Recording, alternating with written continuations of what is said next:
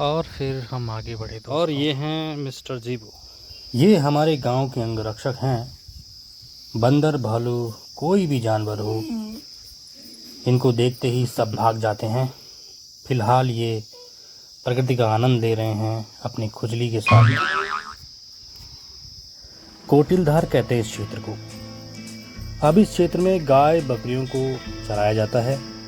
इस खूबसूरत क्षेत्र में स्थित है श्री नागरजार ठाकुर जी का मंदिर और लोग यहाँ पर समय समय पर आते हैं, पूजा अर्चना करते हैं। आज हम भी यहाँ पर आ गए हैं दर्शन करने के लिए।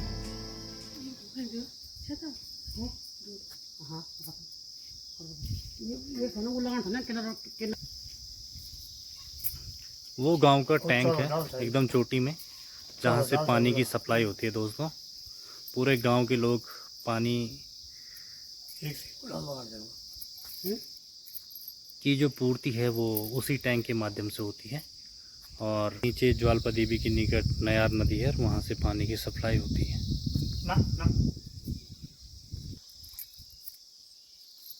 पूजा भी कंप्लीट हो चुकी है। अब हम चलते हैं गांव की सैर पर। तो दोस्तों ये है हमारा गांव, जिसका नाम है खीड़, जो पड़ता है कोटद्वार पौड़ी हाईवे पर। गाइस, पंडित हरे कृष्ण रतुड़ी जी ने एक बुक लिखी है उत्तराखंड का इतिहास, और उन्होंने इस बुक में जानकारी दी है कि जो इस गांव के लोग हैं, काला भंडारी जाति के लोग, ये इनका जो मूल निवास है वो था काली कुमाऊं। पूजा करने के बाद अब हम निकल रहे हैं थोड़ा सा घूमने के लिए। वहाँ से गांव की थोड़ी सी सीनरी दिखाएंगे आपको। अरे अरे अरे आराम से। गाइस, काली कुमाऊं का ये क्षेत्र आज के चंपावत क्षेत्र में स्थित है। और दोस्तों, ऐतिहासिक तथ्यों के आधार पर इस बात का पता चलता है कि इस गांव के काला भंडारी के जाति के लोग, उनका मूल स्थान काली कुमाऊं था, जो कि वर्तमान में चंपावत है। गाइस, ये कौतूहल इस प्रेम रस में जायज है। ये कीट पतंगे, ये भंवरों की गुंजन, ये धूप छांव की चिलमन, ये ठंडी हवा के सेहरन और बहारों के झरोकों से भीगा है तन मन। यही है मेरी प्रकृति, यही है मेरा जीवन। आजा आजा। यही रास्ते होते हैं गढ़वाल के, इन्हीं रास्तों को कहते हैं हम कि सबसे अच्छा रास्ता है। जीवन जरूर कठिनाइयों भरा है दोस्तों, लेकिन इसको अब हम अपने जीवन का हिस्सा बना चुके हैं दोस्तों। तो एक शेर है कि नाजुक सी कली को तोहफा है मेरे गांव का, रंगत सोहबत मोहब्बत आशीष है पीपल की छांव का।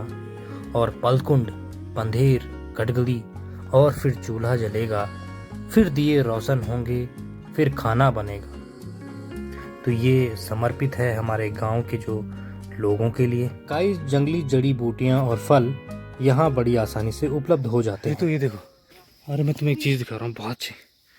ये है मेलू, मेलू का फल। ये तो था उधर। कहाँ पे? अरे दोस्तों, ये फल होता है मेलू का। ये जब पकता है ना, बहुत टेस्टी होता है। This is too much tasty. अच्छा है, अभी कच्चा है। मुझको भी दे दो ना। अच्छा है। कहाँ जाना है? अब यहीं से नीचे आना। ये होता है मेलू का फल।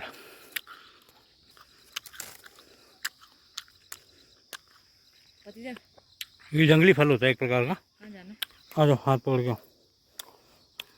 तो गाइस, हाथ को पकड़ के थोड़ा सहारा देके और एक शायरी इन बहारों में याद आ रही है कि आगोश में लिपटे थे हम कभी बहारों के, पीपल की छांव में यादों के गांव में, मखमली घास के बिस्तर में, आसमां के साये में, सुनहरी धूप की ताजगी में खोए रहते थे नजारों में। और क्यों न खो जाए, भरे यौवन में मदहोश हो जाए, और संभलेंगे वहां जहां जरूरत होगी। देख रहे हो? हाँ, मतलब अगर यहाँ भगवान भी रहना चाहें तो वो आराम से रह सकते हैं। इतना सुकून है यहाँ। हाँ, सुकून तो है गाइस, क्योंकि पलायन की मार सबसे ज्यादा गढ़वाल में ही पड़ी है। और सब तो पलायन हो चुका है। यहाँ पर आप देख सकते हैं जो गांव आपको दिखाई दे रहे हैं उनमें है पल्ली, गहड़, तोरबाली, मंझगांव, टिमरी, नानसून। तो ये सबसे बेहतरीन खूबसूरत गांव जो है इस क्षेत्र की शोभा बढ़ा रहे हैं और सड़कों के माध्यम से वहां तक जाया जा सकता है। हमारे गांव से पैदल रास्ता भी है दोस्तों वहां जाने के लिए। और अभी हम खड़े हैं कोटिल धार में। ये हमारे गांव का एक क्षेत्र है जिसमें हम गाय वाय चराते हैं। बड़ी बड़ी घास का होना इस बात का मतलब है कि गांव में अब थोड़ा सा गाय भैंस कम है, जानवर कम है। ये है बहुत ही अच्छा फल, तूंगा फल, तूंगे का फल जो कि खट्टा होता है। इस फल में इतनी ज़बरदस्त क्वालिटी होती है कि ये विटामिन सी जो होता है ना बहुत भरपूर मात्रा में होता है, साथ ही हार्ट के रोगों के लिए बहुत ही अच्छा है तूंगा।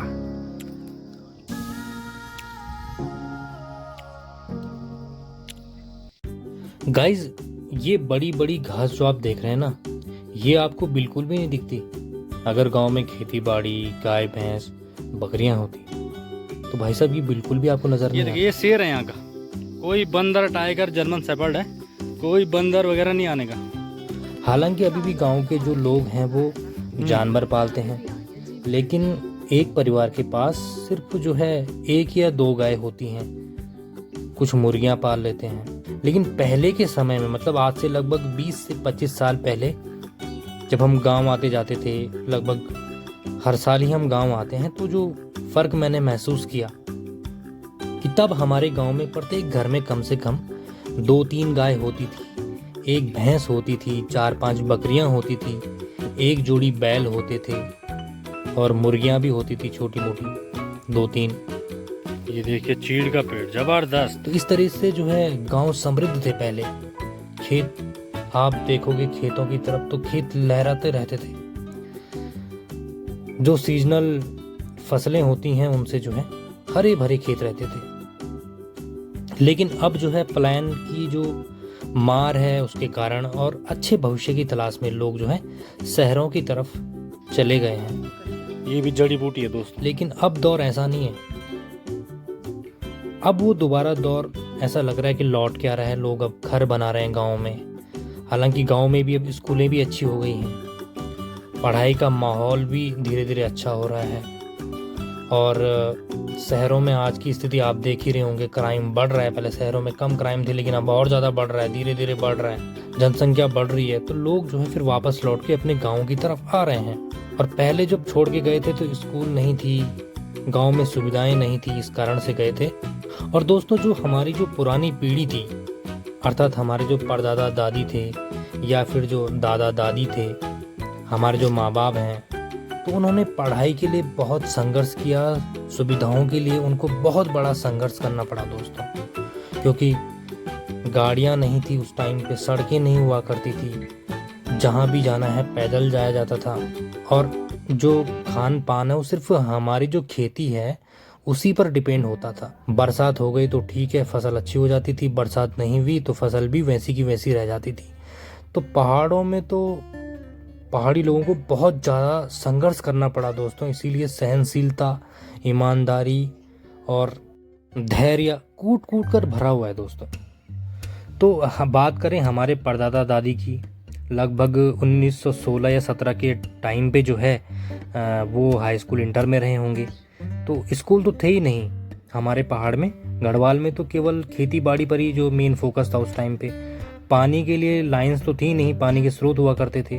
तो स्कूल भी थे तो बहुत दूर दूर हुआ करते थे, मतलब एक दिन में स्कूल आना जाना असंभव था दोस्तों। और फिर दादा दादी जी का टाइम आया तो उनके पढ़ाई का टाइम मतलब मैं समझता हूँ कि 1948 से 1951 के बीच रहा होगा। उस समय हमारा देश आज़ाद हो गया था, अंग्रेज देश छोड़ के चले गए थे। तो दोस्तों ये कहानी मैं अगली वीडियो में आपको ज़रूर सुनाऊंगा। तब तक के लिए नमस्कार, धन्यवाद।